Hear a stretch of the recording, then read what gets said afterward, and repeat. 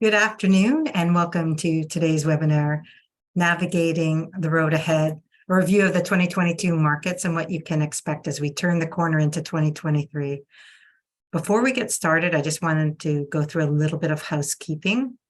You will notice at the bottom of your screens that there is a Q&A icon in your toolbar.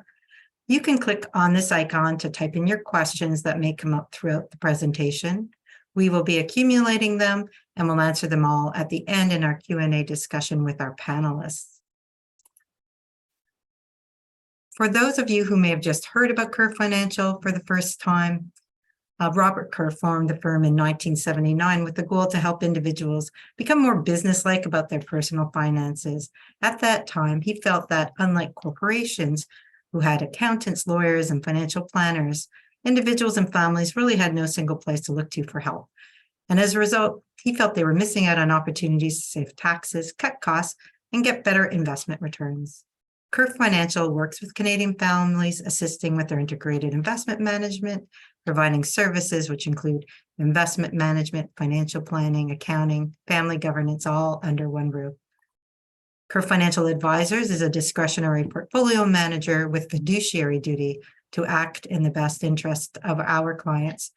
Our strategy is to follow a disciplined focus on long-term investment objectives that yield benefits in building and sustaining wealth. We believe in the importance of diversification across asset classes, geographies, sectors, and companies. And we also follow the approach of building multi-manager portfolios through selecting best-in-class managers with diverse yet complementary investing styles. Krista is our first speaker today. She is the CEO and is responsible for the overall management and leadership of our firm.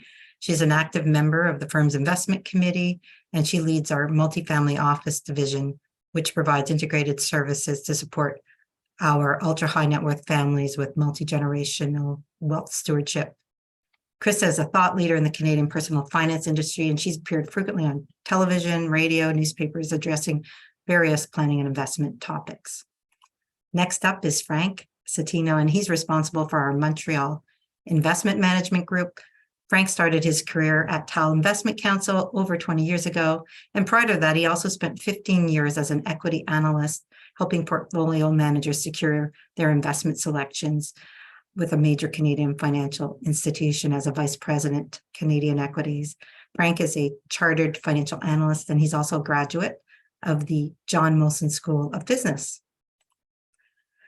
We can all probably agree that 2022 has been a year with unprecedented challenges, rising interest rates, geopolitical challenges, inflation, and more recently, recession worries. What a year it has been. It is understandable that for many of us, navigating through these times has been challenging. I'll now ask Krista to turn on her video and mic, and she has the task of going through her presentation to help us better understand the past and what we can do and expect going forward. Thanks, Krista. Thank you, Kathleen. Hello, everybody. And I wanted to start just before we get into any material by saying Happy New Year to all of you. Most importantly, we wish you a healthy and a happy new year. And in the context of today's presentation, we hope it's also a successful and prosperous new year, certainly after a difficult 2022. We're going to start with a polling question today before we have a brief look back at 2022 and then really spend time on 2023. You're probably going to want to turn this question back to me, and I will be addressing our outlook as we go through, but I'm interested for now in what your sentiment is. If you had to just give me a gut response, what's your outlook for investment markets in 2023? Are you very optimistic, neutral, pessimistic, or very pessimistic? So I'll give you a moment to answer, and then I'll read out what the results are.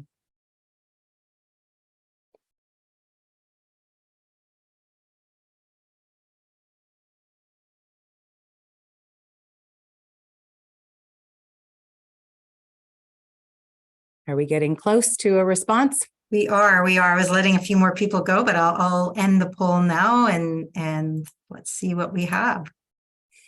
Interesting. Nobody wants to go out on a limb of very optimistic or very pessimistic. That makes sense. I'm going to read out a little bit because people that do a webinar playback won't see these results. So we have about 30% of people feeling a little bit optimistic, 44% in the middle at neutral, and 26% being a little bit pessimistic. And I find this very interesting. I was curious just to see what the audience sentiment was. You know, we ended 2022 with quite negative sentiment in the market, people being worried after a difficult year. And that's sometimes a contrarian indicator of what's going to happen in the current year. Right now, we've got indicators right across that spectrum. You know, you'd see the big banks. So we'll show you some numbers that Goldman Sachs, for instance, is projecting, and they're quite constructive on equity markets for 2023. Their central case is that we'll see a positive return of 13% by the end of the year. We've already started the year with about a 4% increase in US markets before today. And then on the other hand, you've got people like Jeremy Grantham, who is, you know, often bearish in his outlook, but he came out yesterday saying he thinks the complete opposite, that we're going to see a 17% decline in markets for the year.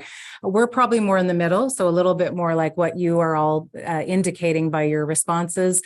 We think there is better news ahead, and there's a lot of positive signs, but we also have some risks, and we need to temper our outlook a little bit for that. So we'll get to that as we go through the session, but thank you for that feedback. Before we get into our outlook for 2023, we're going to look a little bit back at 2022. Now, 2022, as everybody knows, was a year with a couple of main themes.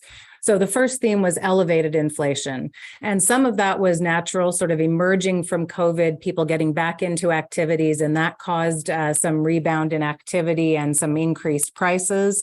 We also had the terrible circumstance of the war in Ukraine, which continues today, which put even more pressure on energy and food prices particularly, but that sort of exacerbated things. And then we had this sort of fuel from the past number of years where we'd had a lot of easy money out there with fiscal and monetary stimulus. Definitely through the past decade, but also more specifically since COVID.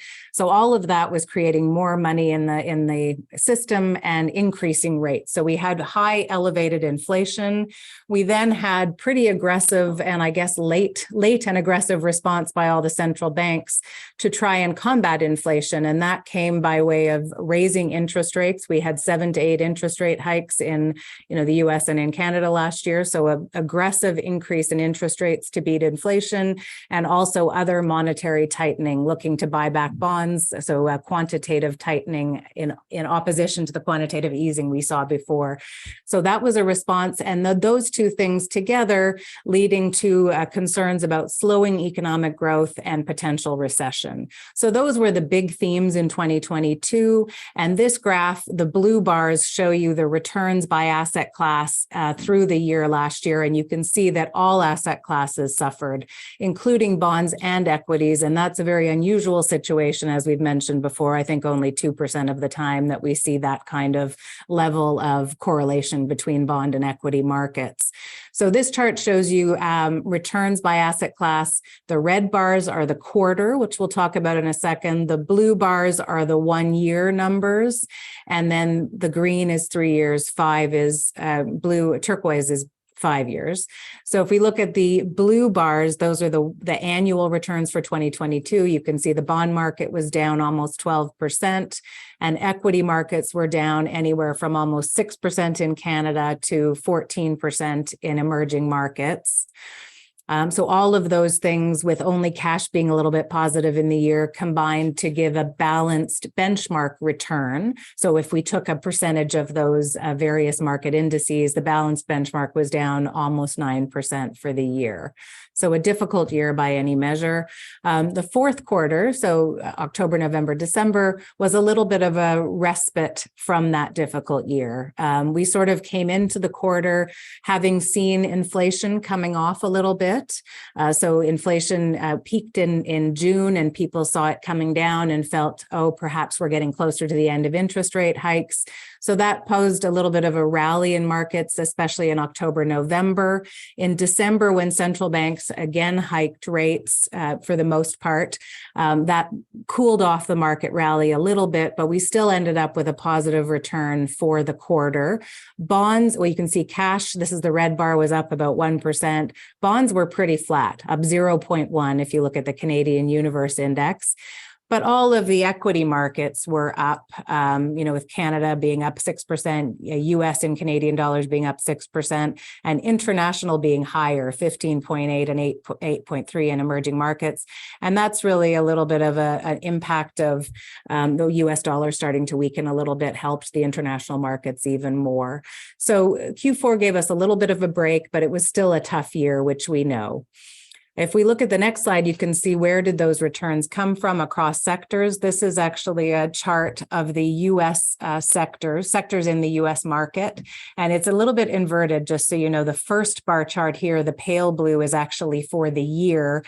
The dark blue to the right is the fourth quarter returns. So where I said the fourth quarter was a little bit of a relief rally and a respite in markets, you can see most sectors were actually positive for the year. We had consumer discretionary negative, and part of that is the Tesla story, I think, was one of the big drivers of that being down. But for the most part, various sectors of the economy were positive in the markets. And if you look at industrials and materials and energy, those are all driven a little bit by the story of China starting to reopen, some optimism that we'd see more activity in that area. So that was sort of a story of the fourth quarter.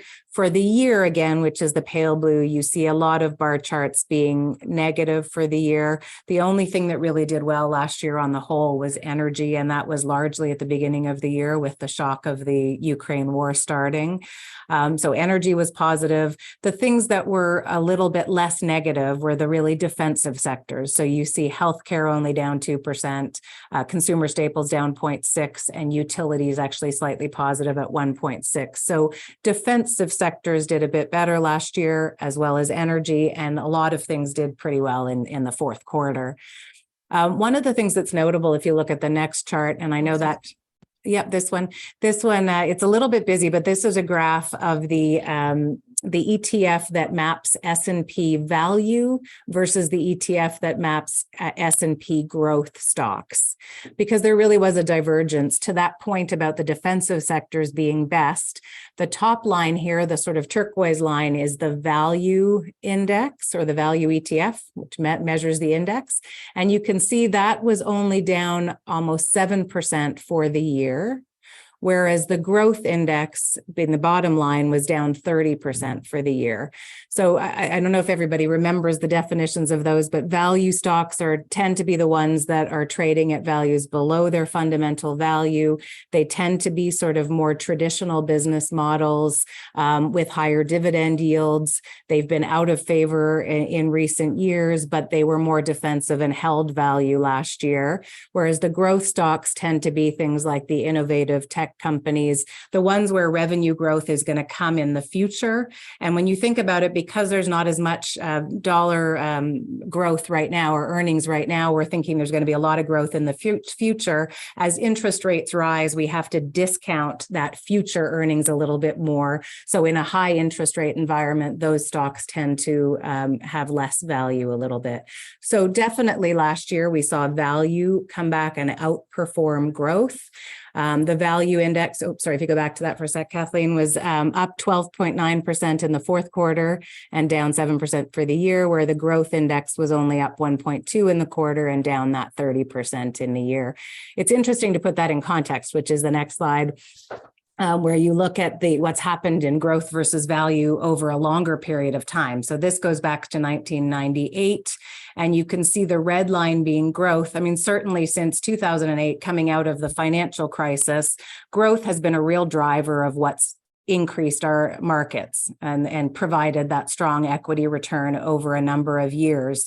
Value had lagged, and a lot of people said, why are we holding these value stocks, things like commodities, financials, consumer goods, et cetera, because they weren't doing much. But then since COVID, since 2020, you can see that the value index is starting to recover ground and the growth one coming back down. So that gap is narrowing a little bit.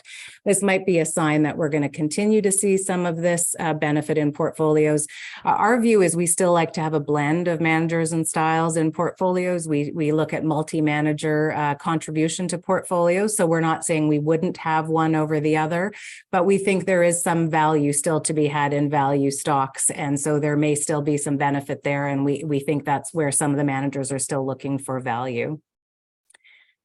So if we think about 2023, all of that is 2022 comments. If we think about 2023, I think it's a little bit back to your polling answers that we have some uncertainty ahead, but we also think there will be better days ahead. So there's almost as many really positive signs in the market as we have risks that we identify. So markets have been up quite a bit at the beginning of January as they were in the fourth quarter. And part of that is the story of saying, okay, we see good momentum in inflation coming off. We think we're getting closer to the end of the interest rate hikes. Earnings are holding up. People still have jobs. There's cash in the system. So all of that is making us feel good. And we know markets are forward looking and they're going to start anticipating a recovery even before one happens. So those are all positive things that tell us that better days are ahead. On the other hand, inflation could be a bit stickier than we think. We're probably not completely out of the realm of interest rate hikes. If you think of Bank of Canada raising again this morning, although they did signal that they're going to pause for the balance of the year, or at least for a while. And there is some forward guidance coming out of companies that saying, even though our earnings were good, we might have a little bit less positive outlook for the coming year. We do know that economic growth will slow because of the interest rates, and that does give a higher chance of recession. And then there's a lot of geopolitical risks out there to the forecast as well. So we do believe that there's better days ahead, but we know that there's caution and risks out there. So we have to be careful. We want to be a little bit balanced in our outlook. So we need to be a bit cautious. We'll go through each of these as we talk through the rest of the session. So one thing I think everybody agrees upon is that we're going to see some slowing economic growth. I think even Bank of Canada, when they came out with their comments today after raising rates an extra 0.25%, which they announced at 10 o'clock this morning, they said they think the world economy will grow at 2% in 2023 and then 2.5% in 2024. This is actually a slide we borrowed from Goldman Sachs because I think they've got good research slides. So they're looking here at what do various groups that they follow think about the outlook for growth in 2023. The first column is their investment strategy group, the group that supports the private wealth management practice. The second column is their global investment research group. So both of those columns being internal Goldman people. And then the consensus is sort of consensus of US economists looking at this data. So on the bottom line, they're seeing world growth in that 2 to 2.5% range across those various sources, similar to what Bank of Canada is saying at 2%. So that is below trend. So still positive, but below trend. You can see that they think small positive growth in the US, positive growth in China, and maybe in Japan, and then other markets struggling a little bit more. So combining to low but positive growth. So I think that's interesting to note. Below trend growth, we're going to see growth slow. That's going to impact things, but it's still positive and we will see some growth by most people's expectations. So a lot of what we need to pay attention to this year is inflation and where it's going. So on the positive side, as I mentioned before, we are seeing an improvement in inflation. If you think back to June of this year in Canada, anyways, we had 8.1% core inflation, and that dropped to 6.3% by the end of the year. So there was some improvement. This graph, again, borrowed from Goldman, shows the blue line being core goods. And you can see the goods themselves, the price of goods that you buy, drop down from June to the end of the year. The red line is housing, and it looks like it's a bad story in here because it looks like it continues to go up. But housing is a very lagging index. It takes a while for inflation to clear out of housing just the way it's measured. We are actually seeing some signs of housing prices and rent increases coming down, but they haven't yet shown up in this graph. So I think we're seeing some encouragement, which is good. But what we've got on the next slide is let's break that inflation into various pieces so that we can think about how different parts of inflation are going to react this year. So I think we all believe that goods are going to be a a source of disinflation or will be helpful in terms of inflation coming down in the year. And that's really because those big supply chain disruptions we saw during the pandemic have really cleared and are behind us. Things are moving now. And so we think we're going to see goods prices coming down, which will be helpful for inflation. We're not going to see as much help on the services side because that one hadn't yet reached the point where it was going to come down as much. But we don't think it's necessarily going to be a terribly high factor, but it won't be helping us as much as goods inflation does. With housing, you are seeing housing prices come off, a little bit less activity in housing markets, and the pace of rent increases, if you look behind the numbers, is improving. So we're seeing some improvement in housing inflation, or shelter inflation, as they call it, but it hasn't yet fully found itself in the inflation measures. But we think that's going to be a good direction in terms of inflation in the coming year.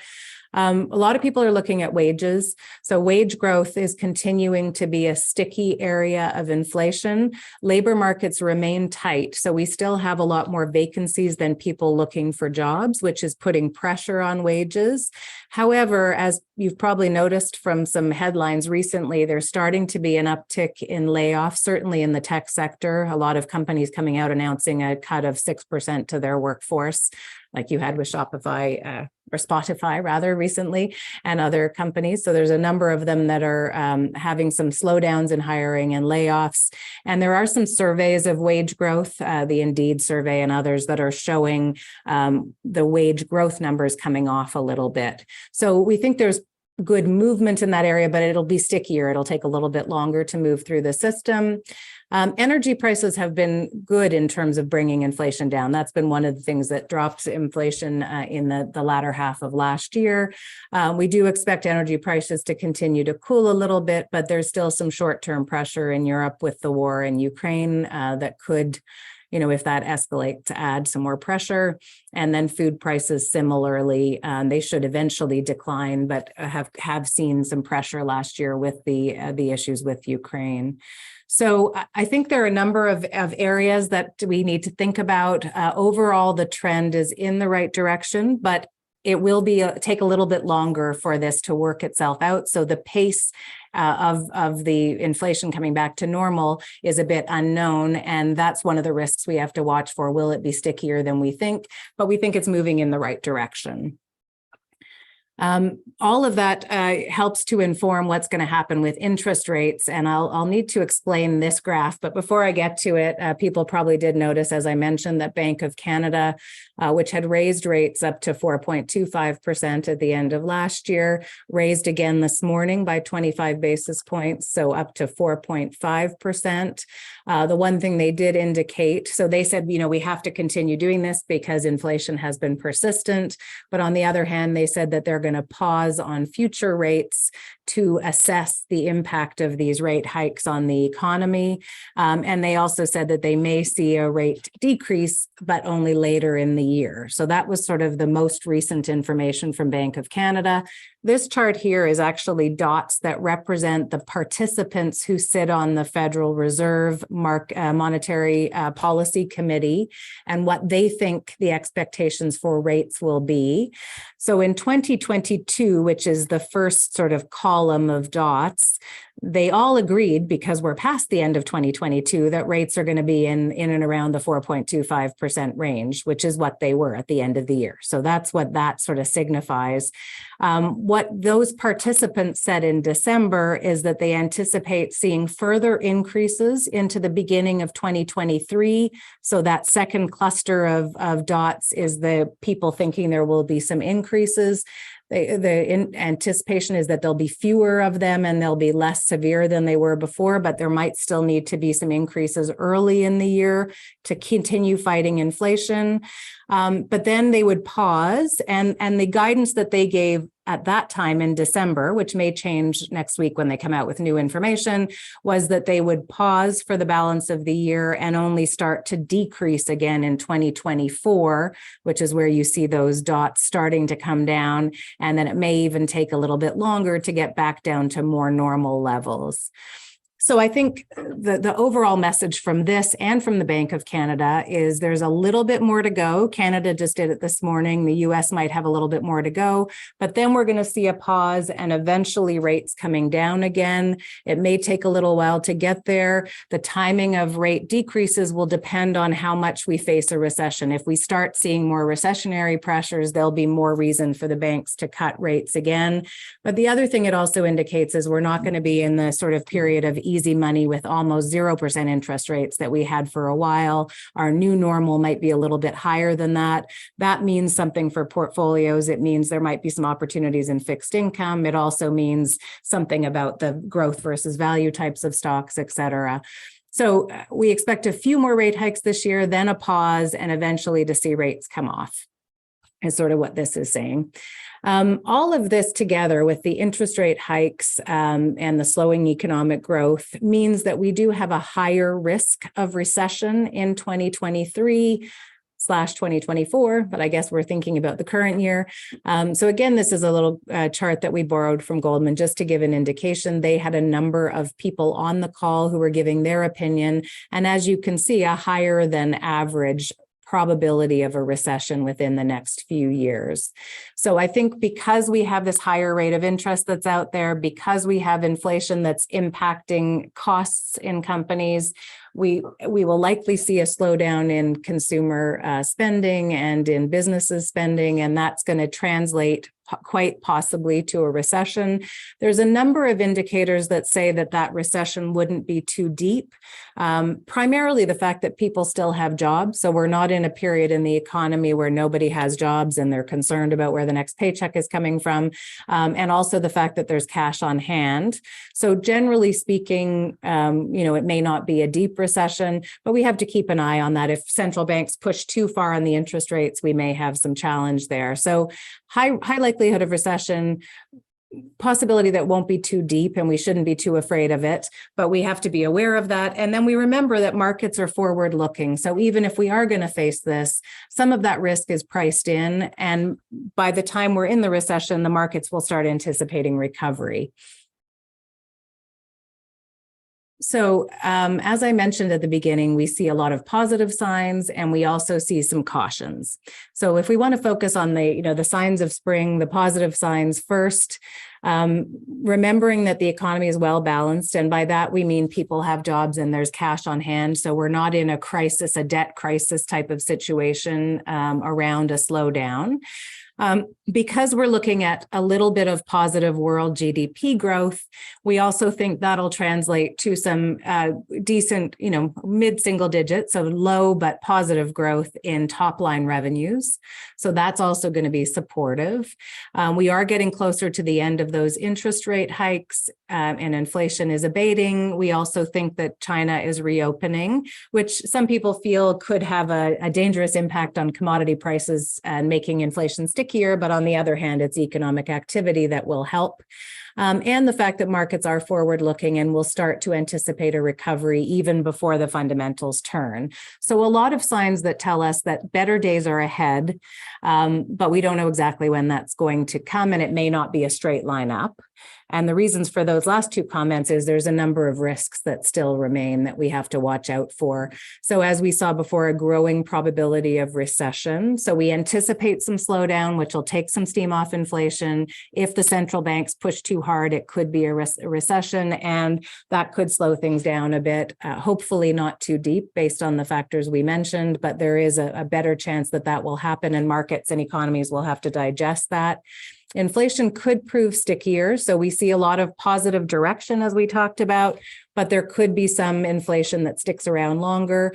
And then the difficult things to project are these geopolitical risks, which remain high. So there's still a concern that what happens if the Russia-Ukraine war escalates from where it is, and you've got, new tanks being brought in as of this morning, which it continues activity there. So that's something that we have to keep an eye on. US-China tensions we have to keep an eye on in terms of trade alliances and other issues there. And there's also concerns from North Korea and Iran. So a number of areas to be careful about in the world. And then with COVID, with China reopening, people have said, could there be new strains as the world is really moving around now? Could that be something else we have to watch out for? And then we've got perennial risks with cybersecurity and terrorism. So a big list of risks, probably more than we've seen in the past. We've got to keep an eye on those, but a lot of positive signs, as we said. When we think about markets, so a lot of this is thinking about the economy. Markets will recover. I think if you look at the next slide, this shows you, and it's not the only thing to think about. There are some people out there saying because 2022 was so bad, we have to have a good year in 2023.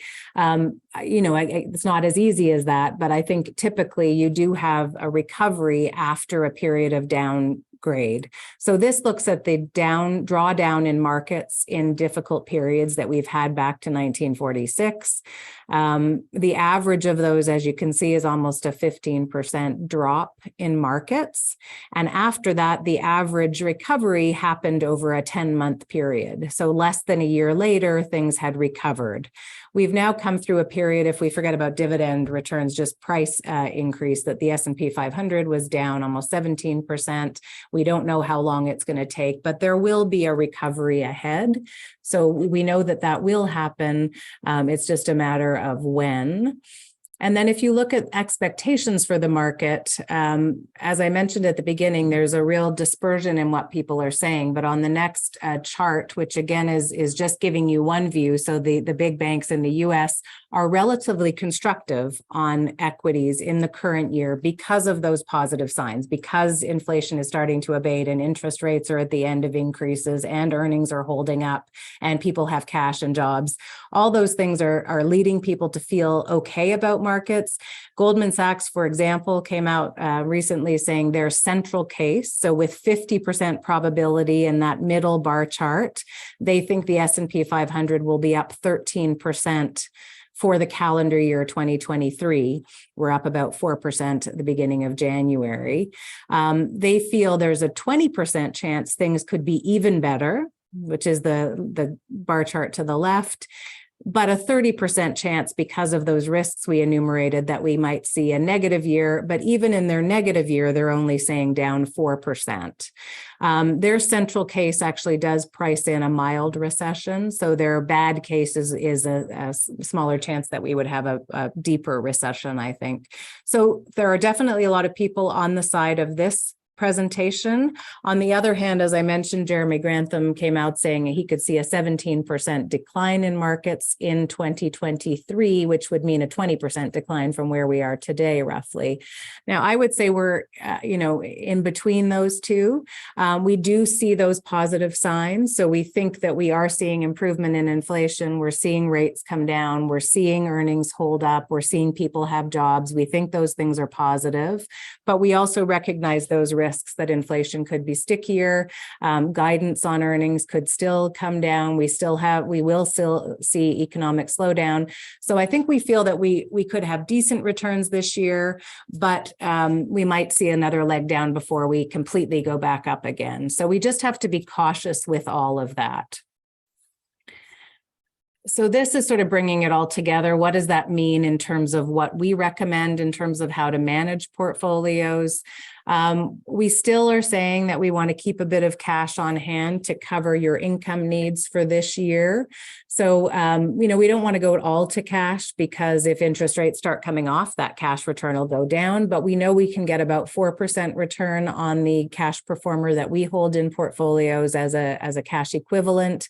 If you're going to need cash, it would be nice not to have to do it if there was a little bit of a leg down, if things prove a little stickier in the short term and the markets come off a bit, you don't want to have to sell. So we want to have some cash on hand for income needs, and we know we can make a good return on them in the meantime.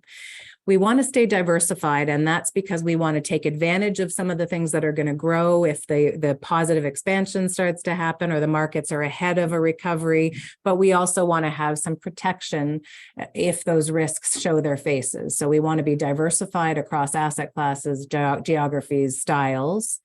There are some opportunities now in fixed income, and Frank's going to talk about that a little bit more. So where we were quite low on our fixed income allocations, we are seeing some more opportunities there. Across all of the portfolio, we want to make sure that you've got good quality in the holdings. So we want to make sure, while we can have a blend of value and growth stocks, we want to make sure all the companies are good quality companies with, sound balance sheets who can survive a slowdown in economic growth. So we want to have, some higher credit quality bonds, some economies with some equity with companies that have strong business models. We want to have some alternative asset classes. So we have, a couple of good strategies in that area that produced a 5 or 6% return last year. That's been really positive, but we want to not overdo it because there are some risks in those areas too. And Frank's going to talk about that. And then in the long term, we want to remember that this kind of ebb and flow in markets is natural. We're going to see cycles. We've got to be patient and stick with our long-term plan.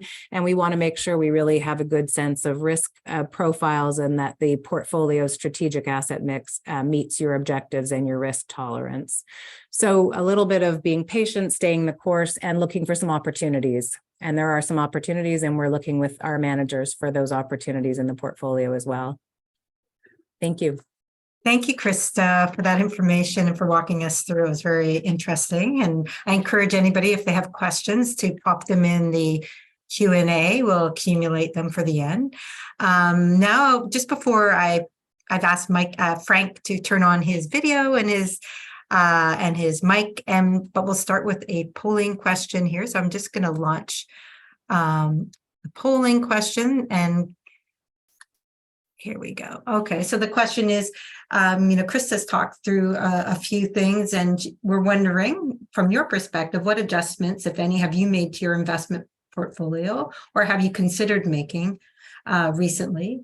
One, have you increased the amount of cash on hand to cover your current needs? Have you adjusted your portfolio mix with your investment advisor? Have you reduced any holdings in growth stocks? Have you added in some investments in alternative? Have you made no changes? Have you done some of the above? So we'll just give you a little time to go through, and I can see people are answering and have a thought through that.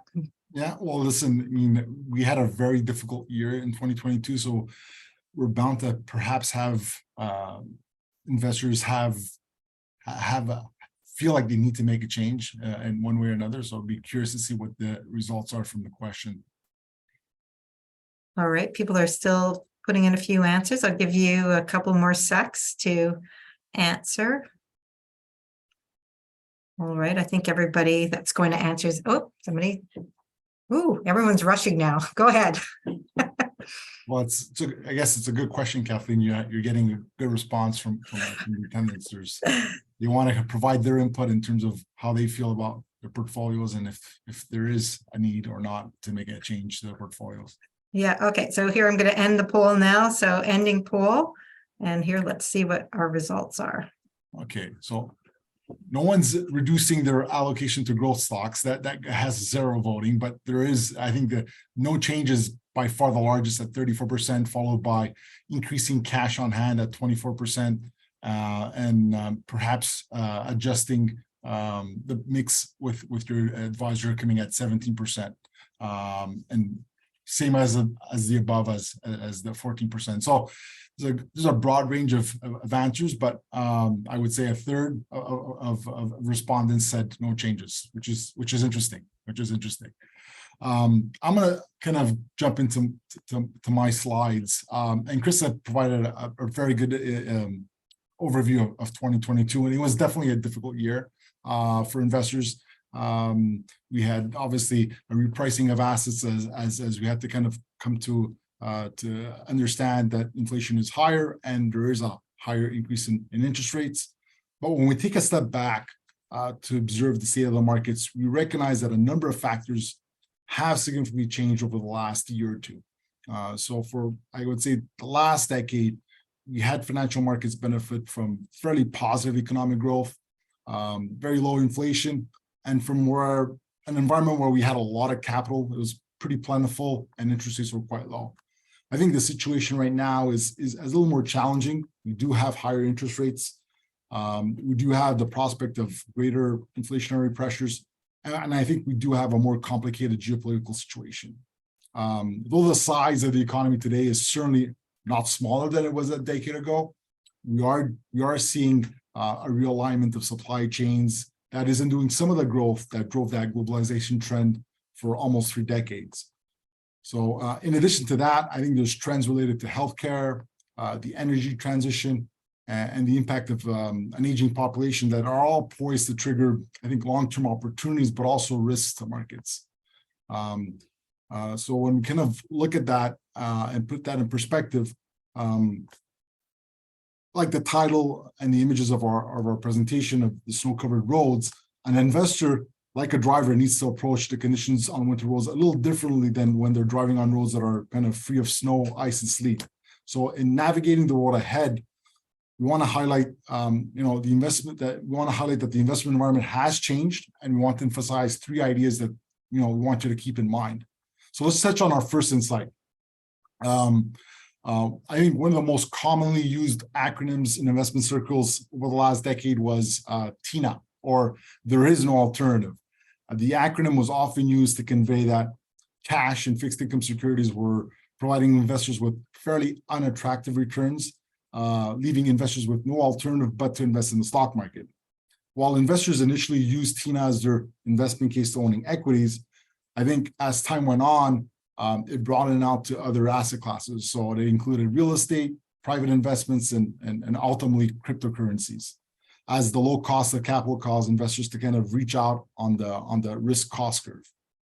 Without not fully appreciating the investment risks, I think many ventured into investments in an effort to achieve the returns they needed, as the income yield for bonds shrank in size. I think what the good news is for investors today is that there is an alternative. I think the correction we've seen in fixed income markets and the higher interest rate environment over the last year means that investors seeking mid-single-digit returns do have options today. Most importantly, I think these returns do not come with the risks associated with owning equities or illiquid investments. This chart here it shows the yield, the current yield across different fixed income markets in the US at the end of 2022. And the bars for each category provide you with a range of where bond yields have been over the last decade, with the blue diamond marks where yields were at the end of 2022. We note that the yields are at near decade highs and well above the median levels that we see in light purple. And I think the same trend of higher bond yields has persisted in Canadian bond markets. From our perspective, we find the short end of the bond market pretty appealing for investors. We're observing opportunities to invest in high quality investment grade bonds that earn 4 to 5% yields if investors hold those securities to maturity. And we're seeing the similar type opportunities for investors who have shorter time horizons and a lower tolerance to risk, where you can earn 4% in a cash equivalent product, something that wasn't available a year ago. I think the next chart is also quite interesting. So it compares the yield derived on dividends versus bond yields in the US. So as you can see, for more than a decade, investors were not provided with much of an incentive to own bonds. Historically, from the early 90s to the financial crisis, bonds were attractive. They were providing you with a yield quite above dividend yields. But over the last 15 years or so, bond yields were pretty marginal, and it obviously provided with an incentive to own equities. But note the divergence over the last year. We've seen bond yields move quite higher than dividend yields. So the income playing field has now shifted for investors, and investors don't have, and for the investors that don't have the capacity or the tolerance to own stocks, they can now look for alternatives in the fixed income market. Another aspect that I think investors keen on owning stocks with large dividends must come to appreciate is that corporations paying a significant portion of their earnings to shareholders via dividends may be operating in a more challenging environment going forward. That might not allow them to sustain or grow their dividends as they have over the last decade or so. Again, this is a risk that comes with owning equity versus debt in a company. Therefore, if investors own stocks for their attractive dividend yield, they need to assess whether that yield compensates them sufficiently for the risk that that dividend may decline if financial conditions deteriorate for that company. Now let's move to our second insight that focuses on challenge faced by equity investors. This insight highlights the perils of how cognitive biases can cause us harm in volatile markets. We consider this the black ice a driver needs to deal with on a winter road. You often don't see it, but it can get you into trouble. So the downtrend we've seen in stock prices has been a sore spot for investors over the last year. Investors have had to kind of incorporate a broad range of shifts and factors related to inflation, higher interest rates, and obviously a weaker economic environment into their earnings forecasts. So at the low point in mid-October last year, global equity markets were down over 20% from their previous highs. So that's a pretty big drawdown for markets. This chart, which we got from the American Association of Individual Investors, shows how that poor performance has weighed on investor sentiment. So although the average equity allocation has taken a step back, what's more, it's with what I kind of look at is the level of optimism, which is basically at a record low. So though we agree that the market action has been difficult, when we've been speaking to our clients, we've kind of tried to reinforce our key investment principles, and that's number one is to kind of maintain a long-term view and making sure portfolios are positioned to take advantage of investment opportunities and not making changes in and out of equities with every swing in the markets. And there was no shortage of swings in the markets in 2022. The second is to kind of avoid making bold allocations within portfolios that could potentially expose you to avoidable investment risks. And for equity portfolios, that translates into ensuring that the portfolio has a good balance between Canadian and global stocks, but also good balance across equity factors as well. I think poor sentiment can cause investors to make emotionally charged decisions in a period where we experience a drop in the value of the investments. Oftentimes, cognitive biases work against us and cause us to kind of impede in achieving our goals. And one example is availability bias. So that's the tendency to favor the most recent events without considering the probabilities of other scenarios. So, if you think of, it's conceivable for a pessimistic investor, working in an uncertain environment like we had over the last 12 months, to kind of try to gain confidence and look at the past to kind of help them shape what the future might hold. So the next slide is an example of the mindset of how an investor can be influenced by the availability bias and rely on historical returns in their decision-making process. So if you kind of look at the last decade, U.S. stocks have by far outperformed every region globally. So in Canadian dollar terms, the S&P 500 has compounded at over 16% over the last decade. That's almost twice the level of return generated from international developed markets and 3 times emerging markets. Similarly, if you look at from a factor perspective, you can see that the factors that really worked really well were quality and growth. They were top performers while value was kind of a laggard versus the overall market. So the investment trend that that focused on disruptive innovators in the technology sector, who are kind of growing quite rapidly, like the likes of Tesla and Netflix and Amazon, were generating pretty significant gains for shareholders over the last decade. So an investor could fall prey to this availability bias and could decide to allocate most of their assets in U.S. equities and favor growth companies in particular. The next slide kind of highlights how well U.S. stocks have done relative to stocks in developed international markets. So note that the long trend, most recently, that began following the great financial crisis to today, where U.S. stocks outperformed greatly. But also note, if you look at the last 5 decades, there has been a rotation in leadership between the U.S. and international equities. So kind of it rotates from one to the other.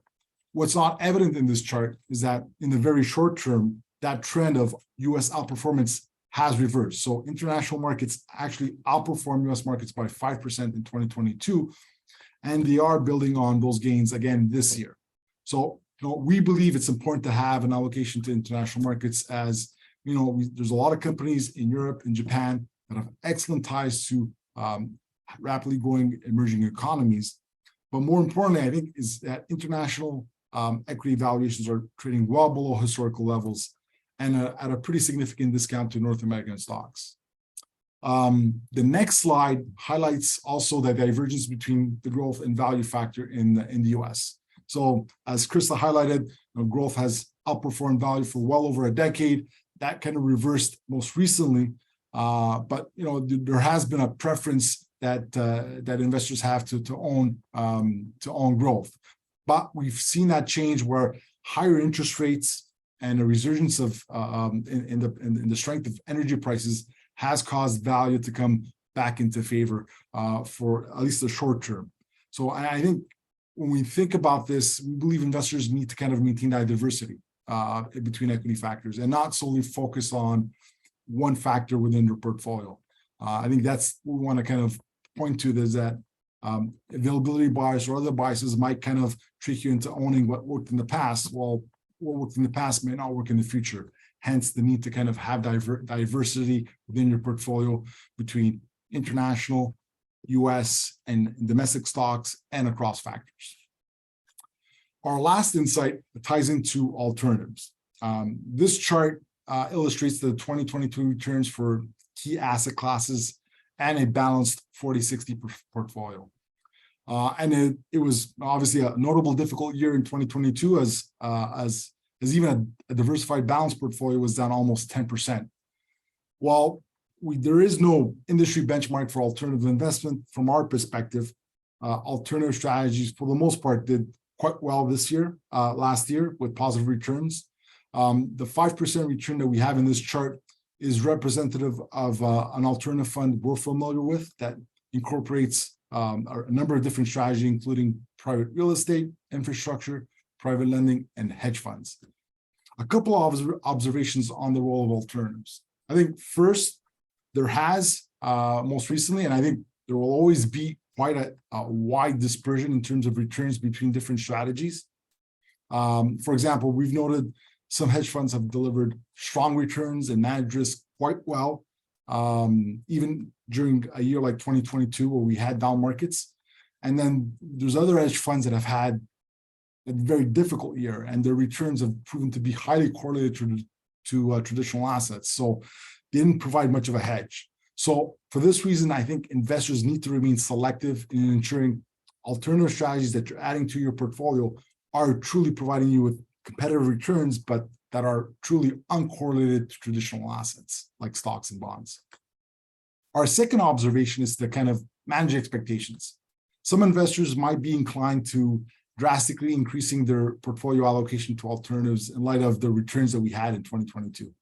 This is where investors need to reacquaint themselves with the risks associated with alternatives. The strategies typically do provide investors with a lower level of liquidity. They use financial leverage, and they do operate in private markets or are less transparent. Alternatives, whether it be in real estate or private credit or equity markets, are also experiencing the effects of higher interest rates in a more challenging environment. For this reason, we believe that these assets are not immune to a more moderate return environment going forward. So we still continue to believe that alternatives do provide diversification benefits to traditional portfolios. However, investors need to temper their expectations and be aware that investment risks associated with each strategy do exist. Those were my remarks, Kathleen. And I'll pass it back to you. That's great. Thanks, Frank. And I'm going to ask everyone to turn on their videos, and I'm going to stop sharing the presentation as we turn to our Q&A portion. And I'll start. We do have a couple of questions, so I'm going to start with you, Krista. One of the questions was, in today's presentation, you noted that there are still a number of risks going forward. Based on your experience, what is the risk that you're the most concerned of for the next year? Interesting. it's a little bit of a confluence of a bunch of risks, but I think we're keeping an eye very closely on inflation. So as we talked about, we see it coming off, but if it proves stickier, that's going to be an issue. I guess the other thing is, with the slowing growth, will that have a bigger impact on earnings than we anticipate? But I think it's probably looking at inflation still and seeing how well that gets tempered, because that'll drive the interest rate activity, which will drive how deep the recession potentially could be and how much earnings will respond. So that's probably the biggest thing that we're looking at. I don't know if you want to add to that, Frank. No, I think you hit the nail on the head. Inflation is the key one, and it's going to drive the interest rate direction.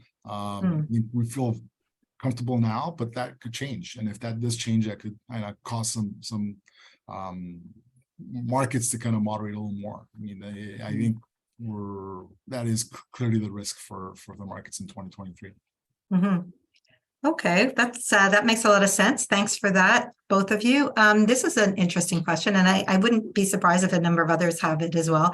The question is, if fixed income yields are in the 4 to 5%, and inflation is running higher than that, thereby negating the benefit, is there any reason not simply not hold cash instead? Mm-hmm. I think it's interesting. I think the yields that Frank showed were actually, some of them were up to the 6% range in fixed income, with inflation expected to come back down. So I don't know that we're always going to be in that situation. I did mention that we can get a 4% yield on cash right now.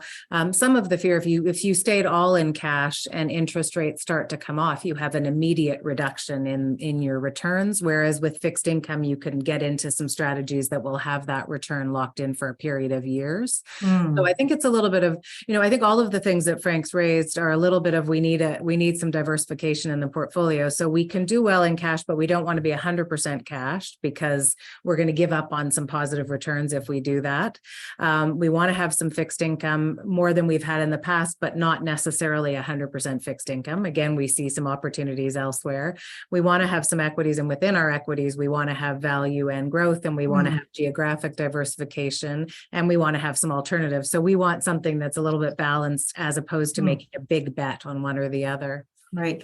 No, that makes a lot of sense. Thanks, Frank, Krista. you want to add anything to that on the why you wouldn't just hold cash instead of short-term fixed income? No, It was only short-term fixed income. Yeah, no, it's just, we don't have that foresight to have a convincing call on where what the world will look like in a year from now. Hence why we kind of want to remain diversified. I think it's, you need to be cautious. The market, the environment has changed. I think that was the message in my comments. The environment has changed, and we don't know what the next year will look like. So I would not be bold enough to kind of just hold cash or just hold bonds, or just, I would want to maintain that diversification in the portfolio, and that's what I would want to underline to every investor that is kind of listening in.